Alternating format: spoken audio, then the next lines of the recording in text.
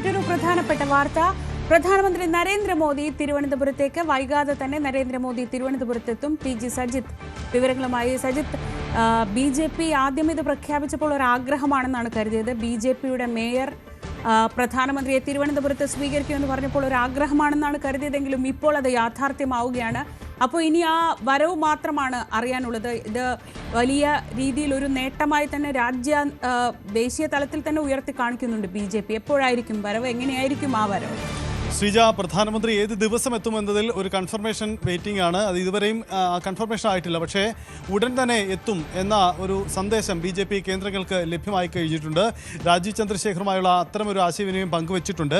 ഇന്നലെ തന്നെ നമ്മൾ പ്രതീക്ഷിച്ചതാണ് പ്രധാനമന്ത്രിയുടെ വേഗത്തിലുള്ള തിരുവനന്തപുരത്തേക്കുള്ള ഒരു യാത്ര. കാരണം BJPക്ക് വലിയ വിജയം സമ്മാനിച്ച തിരുവനന്തപുരം കോർപ്പറേഷനിലേക്ക് പ്രധാനമന്ത്രിയുടെ സന്ദർശനമുണ്ടാകുന്നു. ചില വികസന പദ്ധതികളുടെ പ്രഖ്യാപനമുണ്ടാകുന്നു. ഒരുപക്ഷേ കേരള സന്ദർശനത്തിൽ അദ്ദേഹം മറ്റു ചില പരിപാടികൾ കൂടിയൊക്കെ ഉൾപ്പെടുത്തിയേക്കാം. അതുകൊണ്ട് വിശദമായി തന്നെ ഒരു ഷെഡ്യൂൾ ലഭ്യമാവേണ്ടതുണ്ട്. എന്തായാലും BJP നേതൃത്വം അവകാശപ്പെട്ടതുപോലെ തന്നെ പ്രധാനമന്ത്രിയുടെ ഒരു വരവ് അത് തലസ്ഥാനത്തേക്ക് ഉടൻ തന്നെ ഉണ്ടാകുമെന്നാണ് പ്രതീക്ഷിക്കുന്നത്.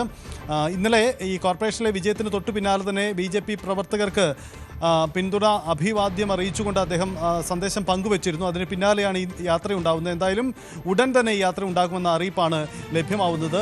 BJPക്ക് വലിയ പ്രതീക്ഷ നൽകുകയാണ് ഈ നീക്കത്തിലൂടെ എന്ന് മാത്രമല്ല, പ്രധാനമന്ത്രിയുടെ ആ സന്ദർശനം നിയമസഭയിലേക്ക് ഒരു കരുത്താക്കാൻ കൂടിയാണ് BJPയുടെ നീക്കം. കോർപ്പറേഷനിലെ വിജയം പിന്നാലെ അത് നിയമസഭയിലേക്ക് കൂടി കൊണ്ടുവരാനുള്ള നീക്കമാണ് പ്രധാനമന്ത്രിയുടെ ഈ സന്ദർശനത്തിലൂടെ BJP മുന്നിൽ കാണുന്നത്. അതായത് സജിത്ത്, ആ വരവ് ഒരു ഇപ്പോൾ നേമത്ത് നിലവിൽ തന്നെ രാജീവ് ചന്ദ്രശേഖർ ആയിരിക്കും മത്സരിക്കുക എന്ന് അദ്ദേഹം പ്രഖ്യാപിച്ചു കഴിഞ്ഞു. ബാക്കിയുള്ള മണ്ഡലങ്ങളിൽ കൂടി, A ക്ലാസ് മണ്ഡലങ്ങളിൽ കൂടി അതിനുള്ള തയ്യാറെടുപ്പിലേക്ക് പോവുകയാണ്. അങ്ങനെയെങ്കിൽ ആ വരവ് ഒരു നിയമസഭാ തെരഞ്ഞെടുപ്പിന് നേരത്തെ കൂട്ടിയുള്ള ഒരു തയ്യാറെടുപ്പിന്റെ പ്രഖ്യാപനം കൂടിയായി മാറില്ലേ? തീർച്ചയായിട്ടും ഈ കോർപ്പറേഷനിലെ വിജയം അത് നിയമസഭയിലുള്ള ഒരുക്കത്തിന് എല്ലാ സാധ്യതകളും ഒരുക്കുകയാണ് BJP. പ്രത്യേകിച്ച് സ്ഥാനാർത്ഥികളെ നേരത്തെ പ്രഖ്യാപിക്കാൻ തന്നെയാണ് നീക്കം. ഒരുപക്ഷേ ഈ കോർപ്പറേഷനിൽ വിജയിച്ചു വന്ന ചില പ്രധാനപ്പെട്ട മുഖങ്ങൾ നിയമസഭയിൽ തന്നെ മത്സരിച്ചേക്കാം. കണക്കെടുക്കുമ്പോൾ നിയമസഭാ വാർഡുകളുടെ അടിസ്ഥാനത്തിൽ പരിശോധിക്കുമ്പോൾ തിരുവനന്തപുരത്തെ 2-3 നിയമസഭാ മണ്ഡലങ്ങളിൽ വലിയ ആധിപത്യം BJPക്ക് ഉണ്ടായിട്ടുണ്ട്. അത് നിയമസഭയിലും ആവർത്തിക്കാനാണ് നീക്കം. മുമ്പ് തദ്ദേശ തെരഞ്ഞെടുപ്പിലും ഇത്തരമൊരു സാധ്യത ഉണ്ടായിട്ടും അത് നിയമസഭയിൽ പ്രതിഫലിച്ചില്ല. പക്ഷേ ഇത്തവണ അത് പ്രതിഫലിപ്പിക്കാൻ തന്നെയാണ് നീക്കം. പ്രത്യേകിച്ച് വട്ടിയൂർക്കാവ്, ഒപ്പം നേമം, തിരുവനന്തപുരം സെൻട്രൽ, കഴക്കൂട്ടം അടക്കമുള്ള മണ്ഡലങ്ങൾ വലിയ രീതിയിൽ BJPയുടെ മുന്നേറ്റം ഉണ്ടായിട്ടുണ്ട്. അത് നിയമസഭയിലേക്ക് കൊണ്ടുവരും. ഇതിൻ്റെ ആദ്യപടിയായി സ്ഥാനാർത്ഥികളെ നേരത്തെ തന്നെ പ്രഖ്യാപിച്ച് മുന്നൊരുക്കം ആരംഭിക്കാനാണ് നീക്കം. ഇപ്പോൾ ഈ കോർപ്പറേഷനിൽ നമ്മൾ കണ്ട ചില പരിചിത മുഖങ്ങളൊക്കെ അവിടെയും നിയമസഭയിലേക്കും സ്ഥാനാർത്ഥികളായാലും അത്ഭുതപ്പെടാനില്ല. ഒരുപക്ഷേ പ്രധാനമന്ത്രി വന്നതിൻ്റെ പ്രഖ്യാപനം അല്ലെങ്കിൽ പ്രധാനമന്ത്രിയുടെ സന്ദർശനത്തോടെ അതിൻ്റെ കൂടുതൽ നീക്കങ്ങളിലേക്ക് കടക്കാനാണ് BJP ഒരുങ്ങുന്നത്. ശരി, PG സജിത്താണ് വിവരങ്ങൾ നൽകിയത്. എന്തായാലും ഇപ്പോഴത്തെ ഊർജം നിയമസഭയിലേക്കുള്ള ഇന്ധനമാക്കി മാറ്റാനാണ് BJP ശ്രമിക്കുന്നത്. അതിലുള്ള ഒരു തുടക്കമായിരിക്കും പ്രധാനമന്ത്രിയുടെ തിരുവനന്തപുരത്തേക്കുള്ള വരവ്. ഇനി കാസർഗോഡ് ജില്ലയിലേക്കാണ് പോകുന്നത്. കാസർഗോഡ് ജില്ലാ പഞ്ചായത്തിൽ ഭരണമാറ്റമില്ല. LDF തന്നെ ജില്ലാ പഞ്ചായത്ത് ഭരിക്കും. ബേക്കൽ ഡിവിഷനിൽ റീകൗണ്ടിംഗ് പൂർത്തിയായപ്പോഴും വിജയം LDFനാണ്. 267 വോട്ടിന്റെ ഭൂരിപക്ഷത്തിലാണ് ഇവിടെ LDF സ്ഥാനാർത്ഥി വിജയിച്ചത്. UDFന്റെ പരാതിയിലാണ് റീകൗണ്ടിംഗ് നടത്തിയത്. ജില്ലാ പഞ്ചായത്തിൽ ഒരു സീറ്റിന്റെ മേൽക്കൈയിലാണ് LDFന് ഭരണം ലഭിച്ചത്.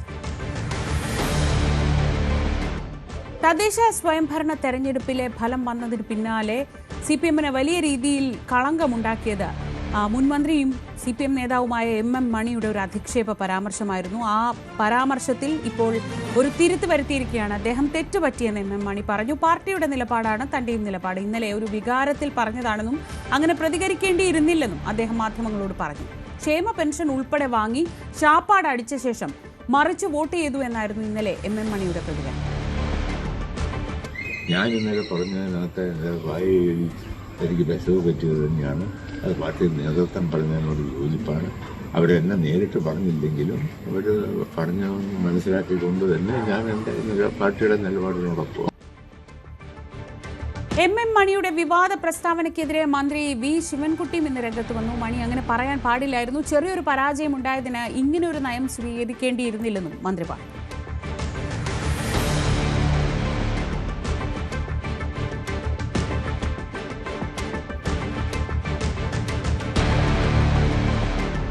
തദ്ദേശ തെരഞ്ഞെടുപ്പ് ഫലത്തിന് പിന്നാലെ സ്വയം വിമർശനവുമായി CPI നേതാവ് K ശിവരാമൻ. ഇനിയെങ്കിലും കാര്യങ്ങൾ മനസ്സിലാക്കാൻ ഇടതുപക്ഷത്തിന് കഴിയണമെന്ന് അദ്ദേഹത്തിന്റെ ഫേസ്ബുക്ക് കുറിപ്പ്. ജനങ്ങളുടെ യജമാനന്മാരാണ് എന്നാണ് പല നേതാക്കളുടെയും ധാരണ. പാറ, മണ്ണ്, കയ്യേറ്റ മാഫിയയുടെ കൂട്ടുകാരെ ജനം തിരിച്ചറിഞ്ഞു എന്നും വിമർശനമുണ്ട്. പ്രവൃത്തിയും വാക്കും തമ്മിൽ പൊരുത്തമുണ്ടാകണമെന്നും ശിവരാമൻ മുന്നറിയിപ്പ് നൽകി. MLA MM മണിയെ പരിഹസിച്ച് മുസ്ലിം ലീഗ് സംസ്ഥാന ജനറൽ സെക്രട്ടറി PMA സലാം രംഗത്തെത്തി. മണിയെ പോലെ കുറച്ചുപേർ കൂടി വരണം, അത് UDF-ന് ഗുണം ചെയ്യുമെന്നും അദ്ദേഹം പ്രതികരിച്ചു. അല്ല, അത്തരം ആളുകൾ ഇടതുമുന്നണിയിൽ ധാരാളം വരണം എന്നാണ് ഞങ്ങൾ ആഗ്രഹിക്കുന്നത്. അത് MM മണി ചില്ലറക്കാരനല്ലല്ലോ, മുൻ മന്ത്രിയാണ്, പാർട്ടിയുടെ സംസ്ഥാന കമ്മിറ്റി അംഗമാണ്, പാർട്ടിയിലെ ഉയർന്ന നേതാവാണ്, പത്മകുമാറിനെ പോലെ തന്നെ. അപ്പോൾ അവരുടെയൊക്കെ പ്രസ്താവനകളെ എതിർക്കുന്നില്ല, തള്ളിപ്പറയുന്നില്ല, പാർട്ടികളുമായി ബന്ധമില്ല എന്ന് പോലും പറയാൻ ഉത്തരവാദിത്തപ്പെട്ട CPM നേതാക്കന്മാർ തയ്യാറാകുന്നില്ല.